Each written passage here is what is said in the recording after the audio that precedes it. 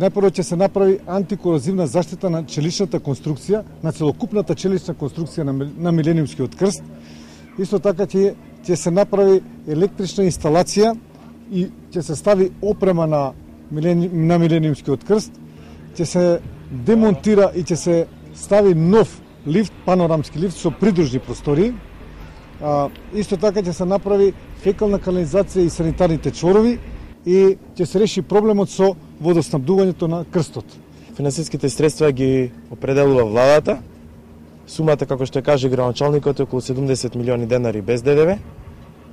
Овој потек е неопходен со цел да се санира целосно Милениумскиот крст. Ова е само една фаза од инвестициите што следат нова подрачје, како што е и најавено во нашата програма.